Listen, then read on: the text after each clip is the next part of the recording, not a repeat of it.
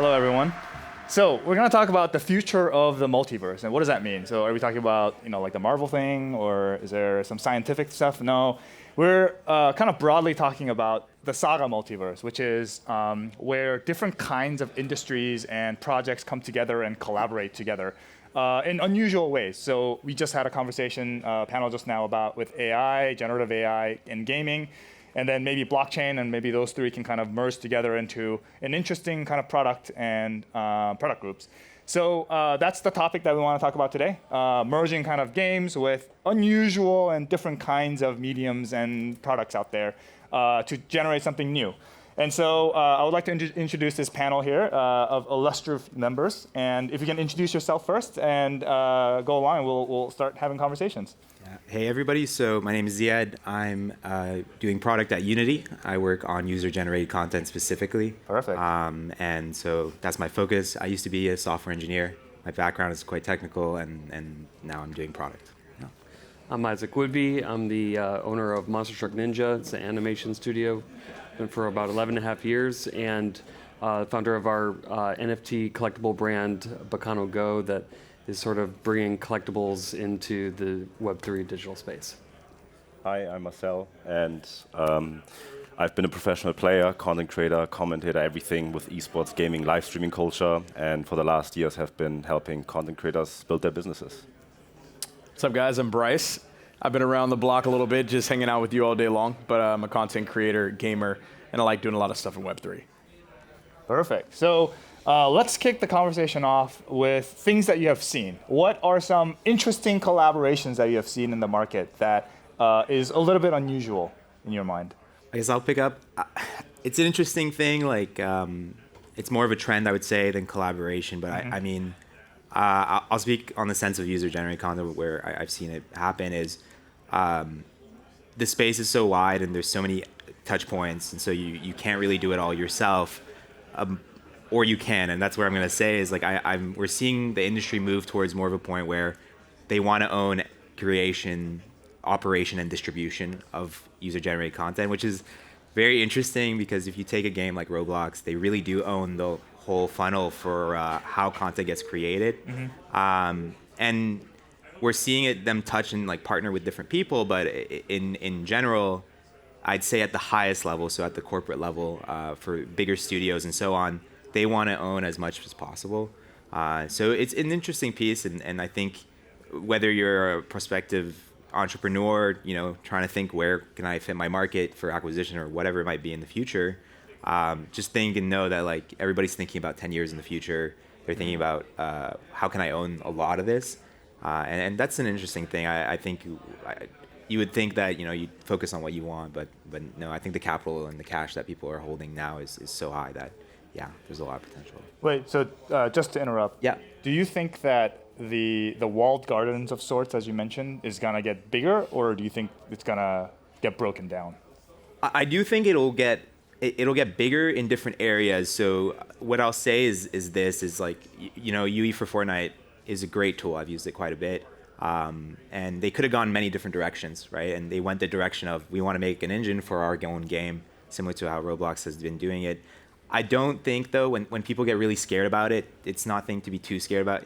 I mean, in this room, how many of you actually actively play Fortnite? Probably not that many people. But there's a lot of people on Fortnite. There's a lot of people on Roblox. But we're going to see multiple walled gardens, which is an opportunity for people to think about, what's the mesh between them and where are the partnerships there. And I think there's a shift. It's going to be a big shift that goes from who's the valuable piece of the distribution, which is Fortnite, right? The player base, to the creators. So eventually everybody will have their own little wall garden, but then who's actually the most important person? And I think at that point it really shifts. Interesting. Yeah. Well, I'm seeing a lot of collaboration, I think, among the risk takers, because you have a lot of people that are pioneering a new space. And there's a lot of people that are like, okay, this is what I'm protecting. I got to make sure this is secure. I have a lot more at stake. But then you have a lot of people who are creating okay, well, I can do fashion. Well, I've got this character project. I'm a 3D artist. So you got all these this group of people that are spreading out. And because you're kind of pioneering, you're kind of path finding, you're like, oh, this makes sort of strange bedfellows, but we can collaborate here and let's like I need to, work in this digital art, but I'm more traditional. So I'm seeing like a lot of people kind of like mix matching that wouldn't otherwise, because it's creating an opportunity, because, like everyone's kind of, the people that are in the front, like kind of need to, build off of each other. So I think that's been the really kind of cool thing, whether it's, fashion, or you see like, Adidas working with like the Bored Ape Yacht Club and that combination, or you see like, Ralph Lauren working with like Roblox, and then you see like, for us, we've got dancers, working with influencers, to bring other IPs together. So it's kind of creating this whole swirl, which I think is creating something really kind of new. And I think that you're going to see some of these that are successful and like start creating some trends. But yeah. No, that's fascinating. The risk-on people banding together. That's actually very interesting. I didn't really think about it in that terms, but now that you mention it, that's a really interesting way to put like where a lot of the collaborations are happening, actually.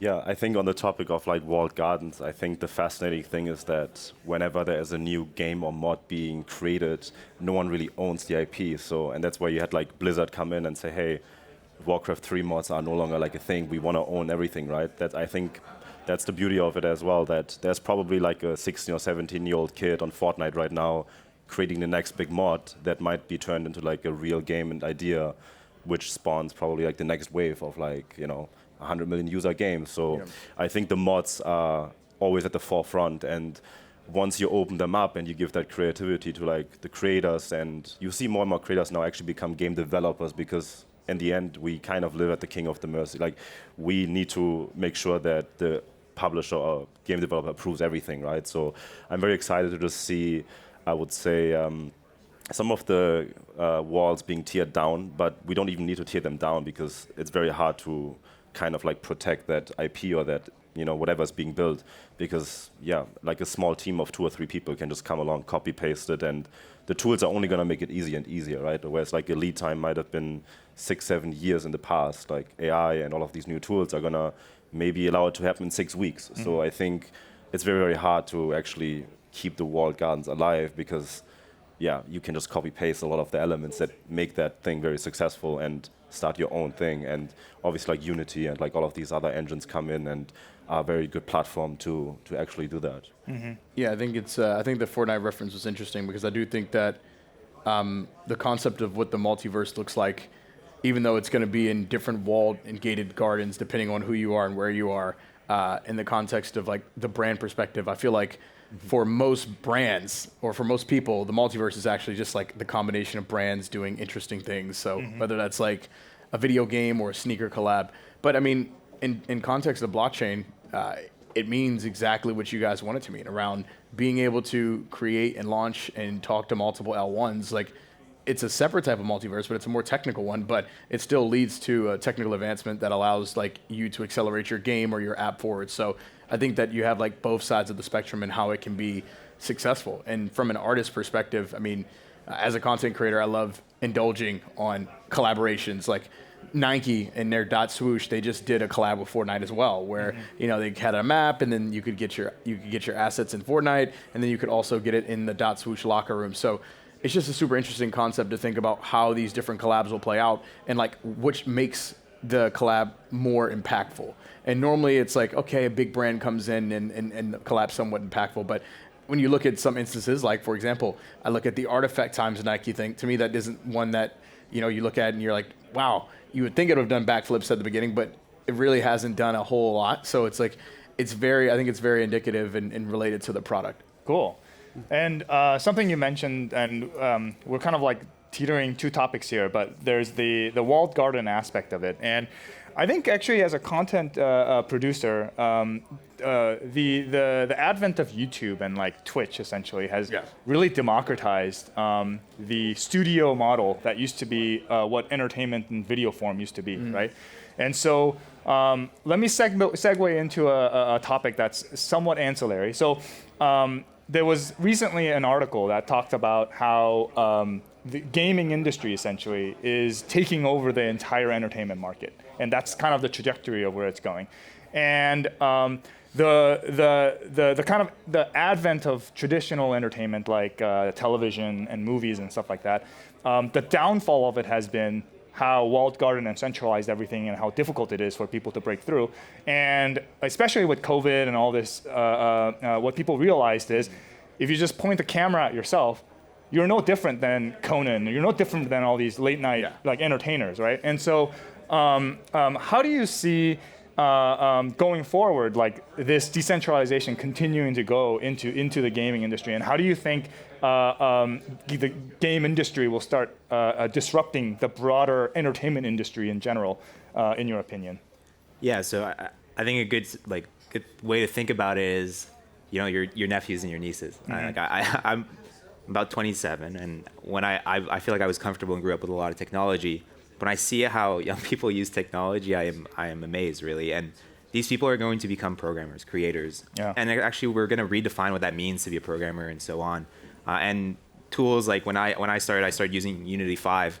The tools now are just so much more advanced, and there's so much more and we're trying to abstract more and more and more. And I thought you gave a great example just to build on that is, a lot of the most famous games in the world were built off of mods, right? Like, let's take Counter-Strike. It was a mod of Half-Life. Let's take Dota, mod from Warcraft 3. And each time we lower the barrier just a little bit, we get more and more and more great content. I can name it like the Battle Royale, PUBG, and the Arma Battle Royale. So it's super interesting to see where that's going to go. I think creator is going to be a very different word than it is. I think we're going to try to abstract as much as possible.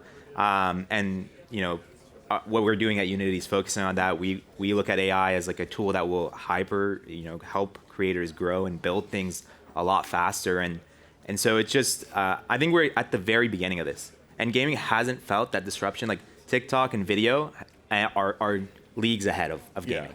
Really? Right? And I really believe it in the sense that you can create a video very instantly, and the UGC is the standard right now for a lot of video. But modding is still not very open. It's still not something that people do as much as possible, but the industry is moving there. We're seeing the early places, and everybody's looking at the success stories like Roblox, like UEFN, which is I would say still at its very early stages. So I would say to all prospective game developers, Web3, Web2, whatever, you guys need to be really thinking about what UGC could look like, and it doesn't mean it needs to be a whole editor. It can be small things. It can be a lot more, but it'll help you grow your game and team a lot faster, and it's a really powerful tool. But yeah, so I'm very excited. I think reason why I work at Unity, why I really believe in this product is I think we are in specifically a good position for that, but as well as this industry is ripe for it. But yeah. So kind of like how the gaming and entertainment are kind of disrupted. I think I've seen. I'm from animation, I like motion graphics and all that stuff. I see how when I started having editing suite was this huge outlay, and now you've got it on your phone. Kids, not just people in college are learning on their phone. The kids, are learning it on their phones. And the more you see these things kind of get cheaper, like motion capture, all of a sudden starts becoming take it with your phone. Now you can have this motion capture. You can have your 3D model, with Blender that's free. And it's being you got these people that are creating. So you're going to have these, people that are getting more used to it's more accessible. Mm-hmm. And then as you got these walled gardens, and it's certain brands become kind of, you can't access it. It's getting a little bit more corporate. There's this Tinder happening over here that's getting dried out. That's just waiting for that spark of someone who comes along with something creative, a new spin on the technology, and I think that there's even a greater hunger for someone to, whether it's creating a new type of animated series that they can do on their own, popping on the camera, and now they've got it million followers because they're entertaining and I think that as you see this with asset creation, no code, stuff for gaming, you're going to have someone come in I've got this idea and I've got this style, and there's going to be just this kind of hunger that's going to satiate. I see. And I think you're going to see a lot more of that, right? Where it's being opened up for that. Mm-hmm. So you're seeing that even on the animation front. Oh yeah. Oh really? So I'm not that familiar with the animation world, but it does feel like a very walled garden system out there. It's unless you're a giant kind of animation studio that's have these contracts with these entertainment studios, it's very difficult, I'm assuming, to find good ways to like show your work out to the real world. Well, I think like one of the things like for 3D is you have like like Maya or like these are expensive softwares, Yeah. and then you come along with open source and you have Blender, and all of a sudden someone can like learn on that, and you're having that's opening it up and making people, because like my studio is U.S. and Colombia, and so I've got people in Colombia that they could never afford Maya, like working on Blender, and now they're coming in and they're doing like professional quality work, Right. because they had that access. And so I think that's even from a democratization standpoint, it's also opening it up to different countries, different like demographics that we wouldn't have thought otherwise, because now it's becoming more accessible. I was going to go back to the point you were making previously about transitioning from just like user-generated content around the video game aspect. I think the modding aspect is super powerful. I think there's going to be a future where more games, and movies are collaborating and finding different ways to take IP and turn it into games, because you can only go to a movie and watch it once. Maybe you could watch it again. Maybe you watch it a third time because you're a lunatic and you want to spend a ton of money in the movie theater. But after a certain amount of time, it's like, okay, like it goes on Netflix, it goes on Apple TV, it is what it is. But those same elements could exist in a game. They could exist in any virtual world. So I do think that there's going to be more elements of collaboration like that. But I think the biggest underserved area is modding and like the user-generated content around that. Whether it's like, if you look what people are doing in GTA, there's some people making $100,000 a month off of their GTA servers. Some people making Fortnite maps and making like $5 to $10 million a year. Like that's a crazy industry in its own right. And no one's talking about it. No one's really paying much attention to it yet, but it's coming. So it'll be interesting to see kind of like how more user-generated content that's outside of just sitting in front of a camera, but actually just curated content related to the things that people love impacts video games. Yeah, actually, this is a topic that I'm actually very interested in, modding in general. And I find the juxtaposition very interesting, because if you look at certain games and certain ecosystems, modding is quite well accepted, right? Whereas if you take a look at any kind of live service game, for example, let's take a look at Dota. Dota recently, they've always had a really good modding community in Dota 2. And recently they shut it all down because they were running into people threatening GDPR issues and monetization issues, essentially. Because if you kind of look at how the monetization ramps work in these modding communities, they're a little shady. So a lot of the times for these massive corporations, it's not worth the risk opening that up, right? And so when these kinds of interesting, different kinds of industries come together and try to do something new and collaborative, there are these kind of friction that arises, like legal issues or regulatory issues. And so how do we navigate from here, essentially, as Web3? Because obviously Web3, one thing Web3 is good at is what people call regulatory arbitrage. Don't quote me on that. But there must be a better way of doing this, right? Yeah, the challenges are quite heavy when it comes to UGC. I mean, this is my day-to-day. And I'll give you guys stories. I talk to all sorts of people. I've talked to AAA, to indie, and one of the common metrics that's used is a metric called TTD, and it stands for, excuse my French, time to dick. And I've talked to Pokemon, and I've talked to all sorts of games, and that's a common thing that they deal with. So there's so many challenges between that. With regards to UGC, I would say that they're beatable challenges. We've seen it being successfully. Like you can go through it.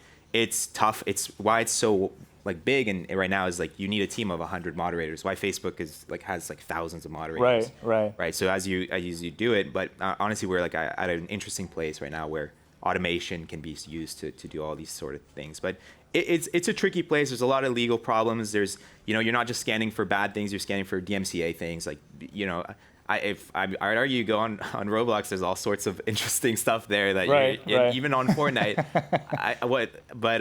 I would say like it is a space where it's kind of a wild west. But that's kind of one of the biggest benefits of it is that all sorts of crazy stuff will come. Developers themselves don't know what's going to be fun. If they did, they would have built it, and they don't. So they try to foster the healthiest environment they can. There's tools out there now. I mean, Unity, we're building out tools to help you do that too. But yes, it's a community that's not been very fostered well. I'll tell you another thing where like VR chat is a great, like very popular game, all sorts of stuff going on in VR chat. But what's actually going on in VR chat is millions of dollars in transactions outside their environment. Patreon, Gumroad, etc., stuff like that. And we talk about creator economy. I think modders are one of the least rewarded people. They do everything they do for the love of what they do. Actually, I talked to a lot of creators, and what I heard was recognition was number one. Number two was just out of fun, and number three was money. And it's because none of them ever see all the things we subscribe to on Workshop are free.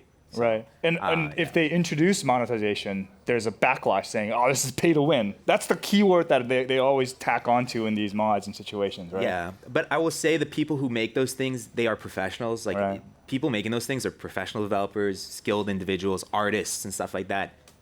They don't care about the guy on Reddit that says this is backlash. They want to be, rewarded for what they want to do. All of us want to do what we love for a living. And if we're taking the time to build these things, we'd like to be rewarded for building these things. So I think if the environments bring them together and we say, hey, I made a great avatar for whatever game it is, and I want to sell that and I want to do that, we should foster those environments. We should give those creators options to sell. And game developers should do that in their games, because if we're talking about business, that's how you make a great business, is you foster that environment in your game. That's what everybody's trying to do right now. But yeah. Anyways. I think one of the hard things, when you're coming from, so we work with a lot of corporations, and you work with, let's say, P&G. They're going to drop you this 100-page PDF brand manual with all these brand guidelines that you would have never even imagined, the rules and regulations, because they're there to protect the brand that they built. And I think that's when you start getting users creating, and it's going against brands, and it's not even maybe the people that are creating want to. They just don't know. They have. They don't have a framework of well, how do I play in the guidelines? I don't have this brand. And so I think that there's going to always be a tension of certain, say, IPs or games. It's hey, we've built this. As much as we'd like you to play, we can't have you, doing things that, tear it down. But I think then there's the opportunity where there's things that are new, and it's well, actually, how about the community? We helped build this together.